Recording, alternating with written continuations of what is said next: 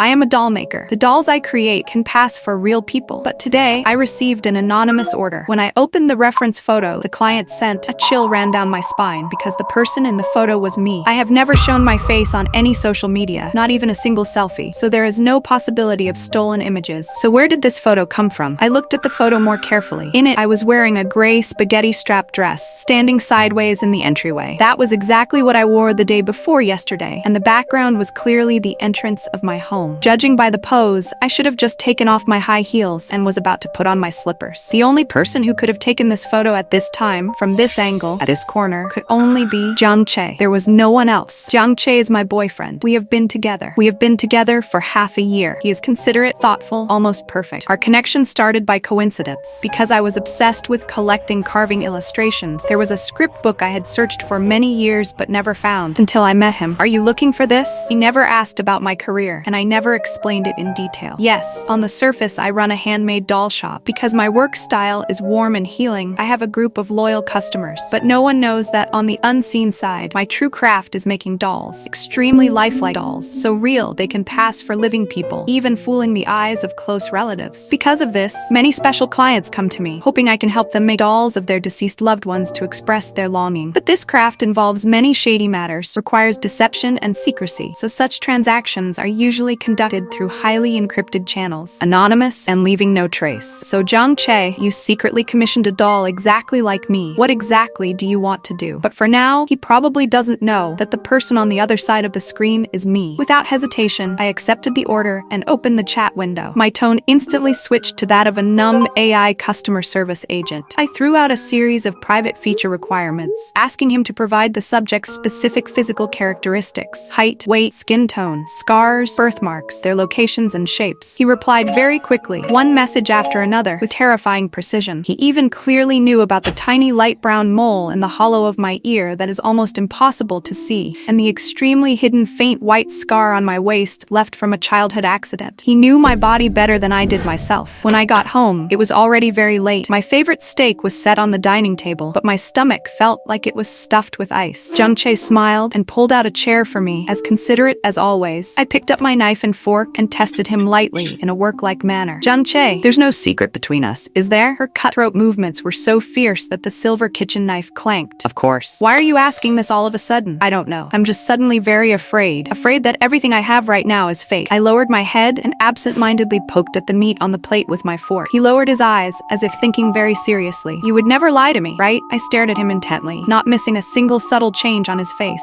Silly. Don't think too much. I will never hurt you. Too real. Truly flawless. How deep must a person's scheming be to act so seamlessly sweet? The next day, he disappeared. On the coffee table lay a hastily scribbled note from him. Hi, don't come to me. It's like it was written in a blink of an eye. I can't get through the phone. Everything happened so suddenly. I couldn't make any reaction in time. But I know for sure that he must have something to hide from me. And this thing is probably related to me. I was so nervous that I went to the studio. The first thing I did was to turn on the computer. His order updated the message. Be sure to finish it before the 15th of this month. Increase the price by half. Yes, now all the clues have been cut off. It seems that only after I have finished making the doll can I find out all the truth. The next few days, I forced myself to immerse myself in my own photos, measurements, carvings, and then put it in a special case and pasted the encryption label on it. Soon I contacted him and promised to hand it over, and as he requested, I put the doll in an abandoned factory in the suburbs and then left. The green light on the screen began to move steadily on the map. I put on my earphones and heard only the sound of the engine running out of steam and the sound of the wheel turning over the road. I don't know how long it has been, but the light has stopped. If I remember correctly, there was nothing in that area. Maybe it's a little bit further away and the signal's starting to fade, and I'm trying to increase the signal by adjusting the device. And the sound of the machine is almost going to stop at the moment when it suddenly blows up a thud of metal and starts to vibrate. Then a few vague conversations came over. Move the doll down. Brother Che doesn't have much time to fight for us. We have to get the scene ready before they come back. Oh, Brother Che, why are you doing this? In order to save that woman,